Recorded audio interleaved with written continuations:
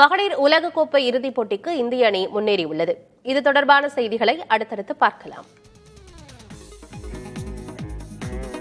மகளிருக்கான உலகக்கோப்பை கிரிக்கெட் தொடரின் அரையிறுதிப் போட்டியில் ஜெமிமா ரோட்ரிகஸ் மற்றும் கேப்டன் ஹர்மன்பிரீத் கவுரின் சிறப்பான ஆட்டத்தால் ஆஸ்திரேலியாவை வீழ்த்தி இறுதிப் போட்டிக்கு இந்திய மகளிர் அணி முன்னேறியுள்ளது. முதலில் பேட்டிங் செய்த ஆஸ்திரேலிய அணி 338 ரன்களுக்கு ஆல் அவுட் ஆனது. தொடர்ந்து 339 ரன்கள் என்ற சவாலான இலக்குடன் களமிறங்கிய இந்திய அணி 5 விக்கெட்டுகளை மட்டுமே இழந்து 48.3 ஓவர்களிலேயே இலக்கை அடைந்து வெற்றி வாகை சூடியது. இதன் மூலம் ஒருநாள் கிரிக்கெட் வரலாற்றில் இந்திய மகளிர் அணி செய்துள்ள மிகப்பெரிய ரன் சேசிங் என்ற சாதனை படைக்கப்பட்டுள்ளது. தொடக்க ஆட்டக்காரர்களை இழந்த நிலையில் ஜெமிமா ரோட்ரிகஸ் மற்றும் ஹர்மன்பிரீத் கவுர் இணைந்து 167 ரன்கள் குவித்து அணியின் வெற்றிக்கு வழிவகுத்தனர்.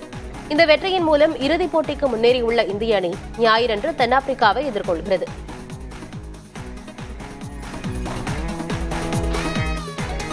மகளிர் ஒருநாள் கிரிக்கெட் போட்டியில் இந்திய மகளிர் அணி புதிய சாதனை படைத்துள்ளது. உலகக்கோப்பை கிரிக்கெட் தொடரின் அரையிறுதியில் முதலில் பேட்டிங் செய்த ஆஸ்திரேலியா 338 ரன்கள் எடுத்திருந்தது.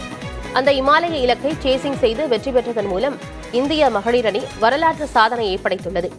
இதுவரை 331 ரன்கள் என்ற இலக்கை ஆஸ்திரேலிய அணி விரட்டி பிடித்ததே ஒருநாள் போட்டிகளில் அதிகபட்ச துரத்தி பிடிக்கப்பட்ட இலக்காக இருந்தது. இதனை தகர்த்து ஆஸ்திரேலியாவின் சாதனையை இந்திய மகளிர் அணி முறியடித்து சேசிங்கில் புதிய வரலாறு படைத்துள்ளது.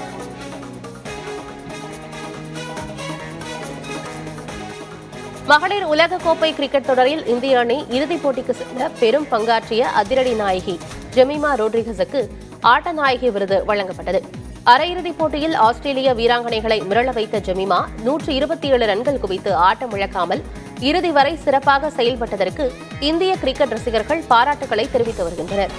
ஆரம்ப காலத்தில் ஹாக்கி வீராங்கனையாக இருந்த ஜெமிமா அங்கு கற்றுக்கொண்ட நுணுக்கங்களை தனது கிரிக்கெட் வாழ்க்கையில் சிறப்பாக செயல்பட கை கொடுத்ததாக தெரிவித்துள்ளார்.